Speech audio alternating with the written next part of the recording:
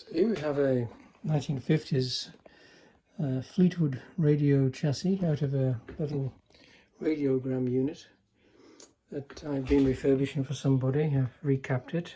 The resistors were all within tolerance. I changed a couple of tubes, 12BE6 and 12BA6 IF amp. Cleaned the dial up, cleaned the controls, cleaned the knobs, cleaned the chassis, remade a few solder joints, and it's got the speaker. It's a permanent magnet speaker in this set. And this is not the original record deck. It's probably a 1970s Sanyo model, which I've made to fit the original pull-out drawer, because the old deck was really old-fashioned sort and wasn't really any good. But of course, this modern deck, it's 50 years old probably, has got a moving coil cartridge in it, and probably about 3 millivolts output. And that's not really suitable for a simple radio chassis like this, with a 12AU6 audio amplifier followed by a 50L6 output tube. So pretty weak audio really. Anyway, the owner bought a little preamp which matches the response characteristics of the moving coil cartridge to the input of the radio chassis. Works off a 9-volt battery or 12-volt DC supply. I found with this being an AC-DC set, with this on an AC supply, the hum was just unbearable. I just could not kill the hum at all. So I've instead put a 9-volt battery in. Strangely, it didn't have a switch, so I mounted a switch in there which switches it on and off. You can see the LED light up, fade away. Without the switch, the battery would last about 3 or 4 days. Ridiculous. On all the time. Anyway, the chassis is on. It's on the radio at the moment.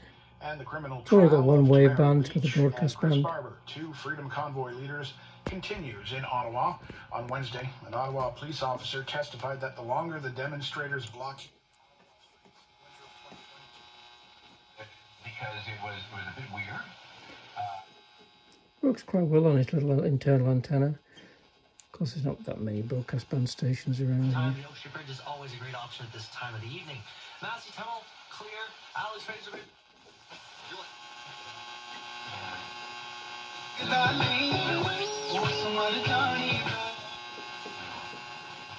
She always loved. And of course, the usual interference from the lights and everything. It's soft. Yeah, it's old, but the recording quality is... Galaxy far, far away with the Victoria Symphony and the music of Star Wars and Star Trek. Soundtracks from legendary composers like John Williams and Jerry Goldsmith will transport you to an evening that get called.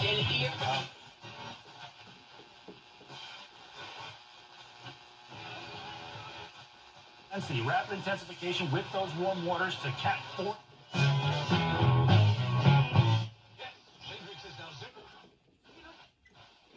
Quite a few stations really, not too bad.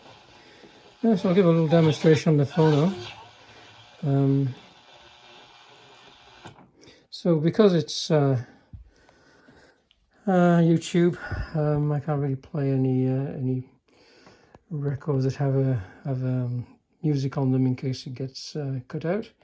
So instead, I've got an old an old performance by a UK comedian from back in the 70s. I recall seeing this guy a couple of times. Once met him in a pub. Anyway, I won't tell you his name. So this turntable starts up automatically when you move the tone arm off the rest. I think the second track is mostly vocals.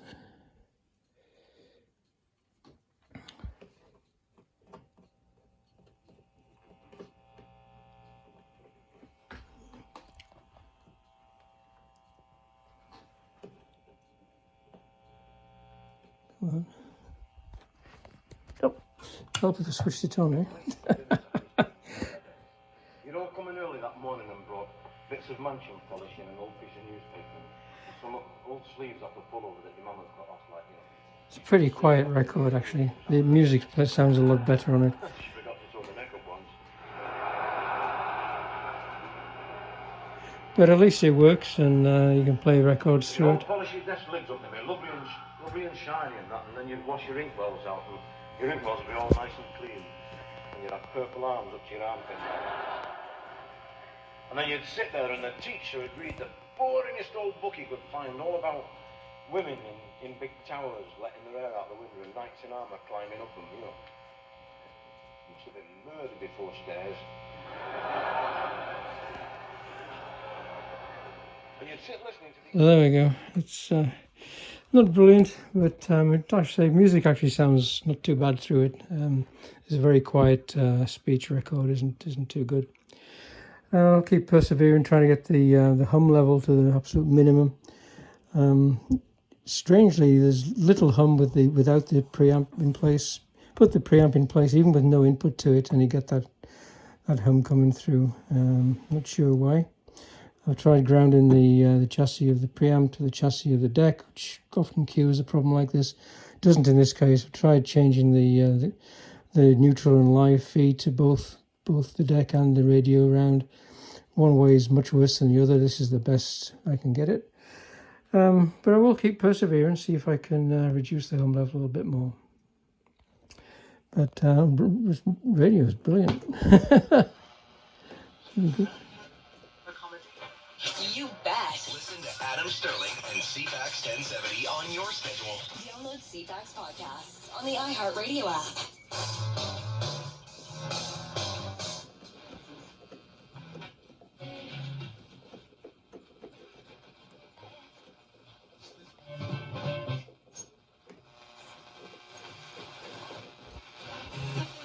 Additional about the Principal at Navigator. The Yamaha EX7, which everybody had, and gated drums like we had in Phil Collins' In the Air Tonight. I mean, those were turned out to be fads in the recording studio. So Fleetwood 1950's Radiogram chassis. I have no idea what model this is. There's a little bit of information on the back, like a tube layout, but the model number's not there, and I can't find anything to match the tube lineup in the Fleetwood brand. So there we go.